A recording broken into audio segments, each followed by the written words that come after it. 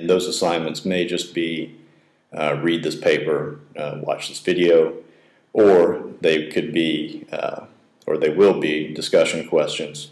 So the way that a typical week will usually work will be I'll post an intro video on Monday. You guys will have something to read. There will be a discussion. There will be discussion questions for you to post to the blog on Tuesday, say, or day 2. Wednesday will be another reading. Thursday will be another discussion. And Friday, another aspect of the course that I want to implement will be to have a case study that actually shows how these questions that we're asking are relevant to real-world events. And I want you to get, what I'll do is I'm going to assign you guys groups, probably groups of 4 or 5 people, and I'm going to create forums under Scholar, and I want you guys to go into the forums in your groups and discuss the case study, and I'll check that out and post a few things myself. Obviously, another thing about this course, because it's a summer course, it's abbreviated.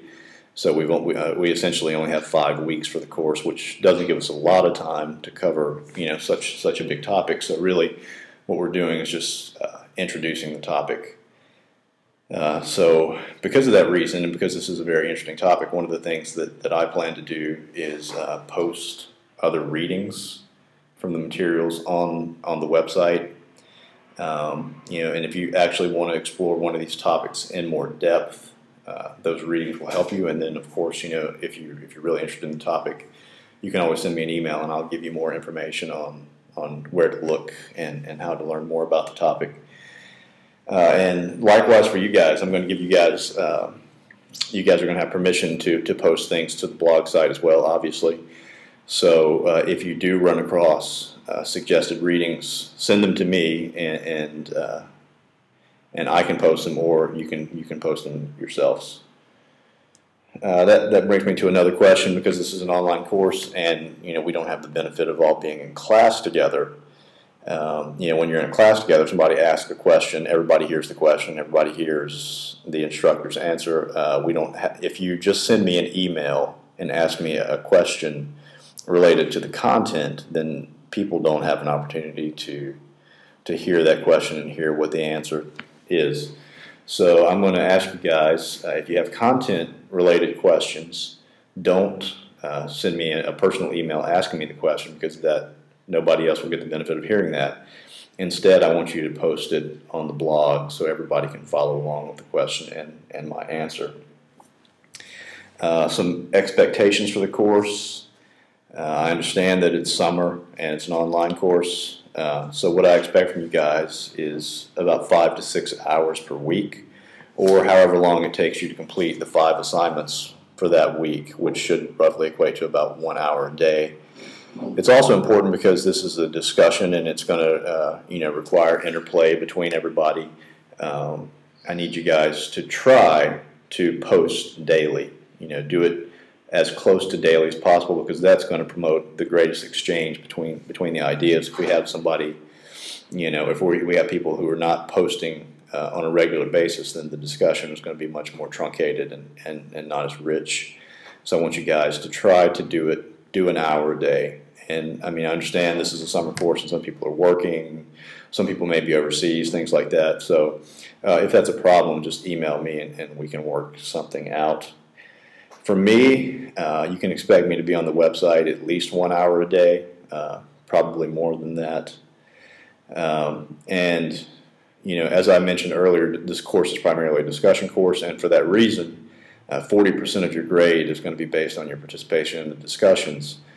So for that reason, what I'm going to do is I'm going to send you weekly feedback emails saying, good job on the discussion this week. This is what you did well. This is what you can improve on. This is what you consider, things like that. And on the syllabus, you'll find a rubric for how I plan to grade the participation grade and the discussions. Academic integrity. All the policies are listed on the syllabus, but the thing that I would say is just be courteous to other people and don't cheat. That you can sum it up that way, but obviously there's more to it than that. If anybody needs accommodations of any sort, as I said earlier, please send me an email. I'm happy to work with anybody.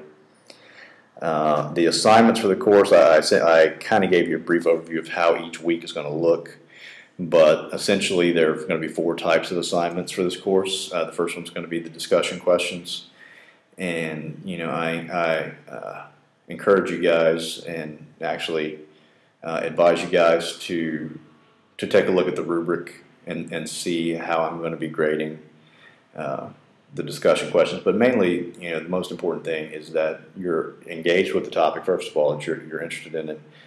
And then the second thing is going to be that you're posting on a regular basis, which I mentioned, which is really important for this course. And then the final thing is that you are engaging with the material in a philosophical manner. And by that I mean you're not merely expounding your opinions, but you're going to be giving reasons and arguments for why you think that the positions that you hold are the right positions. And I mean, I understand it's a work in progress. This stuff doesn't come overnight, so I'm going to be working on that. And I'm not out to give anybody a bad grade. I mean, my main concern in the course is that you guys understand the material. So all of my evaluations are going to be meant just to help you, and I'm certainly not out to give anybody a bad grade or anything like that. There are going to be 4 quizzes, so the participation in the discussion is going to be 40% of your grade, which is a significant amount. There are going to be 4 quizzes as well. The first quiz is going to be on going over the syllabus and making sure that you understand all the stuff that I'm talking about here. It's important to hear it from me, but then I think it'll help you more if you can actually look through it and read some of the stuff for yourself. And then the next 3 quizzes are going to be on the first book that we're looking at, which is Writing Philosophy by Lewis Vaughan. And we're going to be looking at the first 3 chapters, which talk about philosophy in general, how to read philosophy, and how to write philosophy.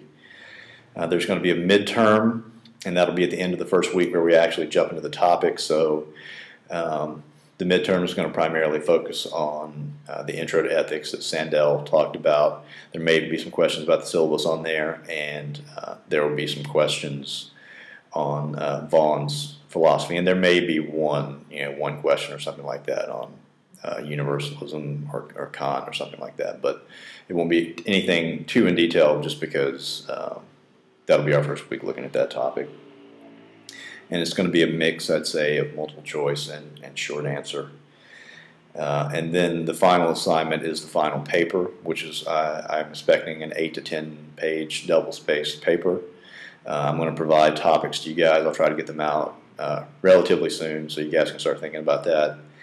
And I'll post those on Scholar. And anytime I'm going to post anything to Scholar or anything like that, I'm going to put that on the discussion blog. So it's important that you guys are following along to keep up with updates and things like that, because that's where all that information will be. And I'll let you know when the topics are posted and where they're posted. But the final paper will be 20% of your grade, and that's going to be your opportunity to demonstrate that you understand how to write a philosophy paper, and that's going to help you if you're continuing on in taking any other philosophy courses. It's a really important skill, and it's not just an important skill in philosophy. It's an important skill in anything that you do, being able to support your opinions, and I'm sure you guys already know that. Another thing about grading, people often wonder, how can you grade a paper objectively? Essentially, is it just that the instructor agrees with what I'm saying? That's not the case at all in this course.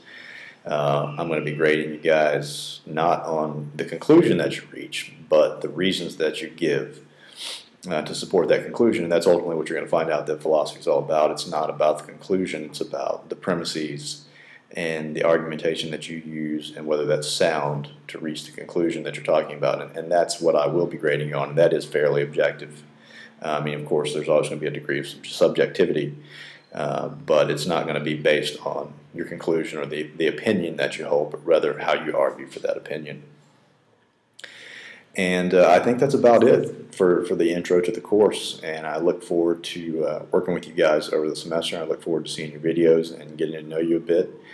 And if you have any questions, you can always email me. All my contact info is on the syllabus, and look forward to it.